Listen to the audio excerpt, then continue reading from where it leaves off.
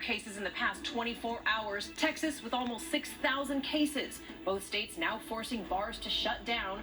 Hospitalizations on the rise in nearly half of all states. Governors saying young people are driving up those numbers. This as the White House task force holds its first public briefing in 2 months. Vice President Mike Pence praising the administration's response to the pandemic, even with cases rapidly on the rise. While Dr. Anthony Fauci warns we are facing a serious problem in some areas.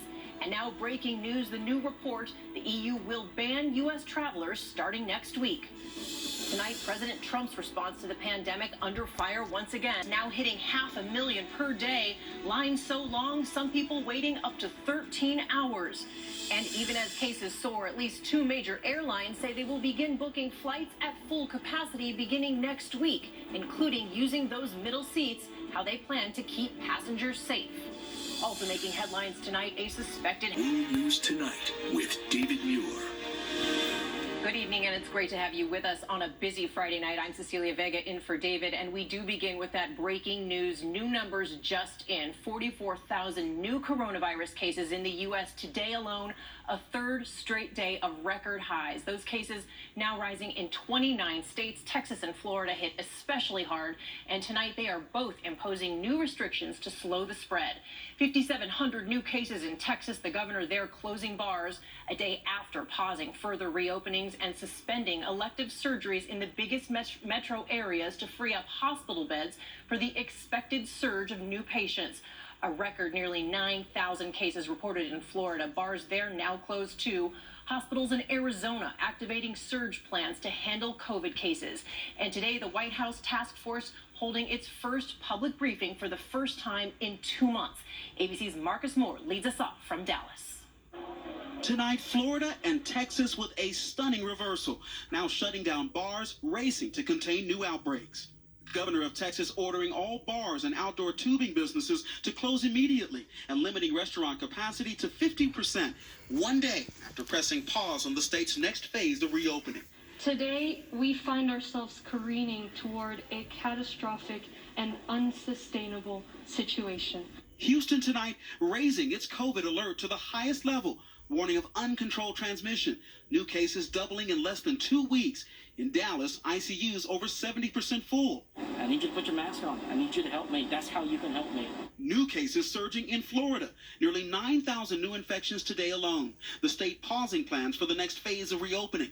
The governor pointing to younger people. The community transmission is being driven by that 18 to 35-year-old group. The state now suspending drinking at all bars, calling them a breeding ground. I would not personally go to an indoor restaurant space to have food, even if I had a mask.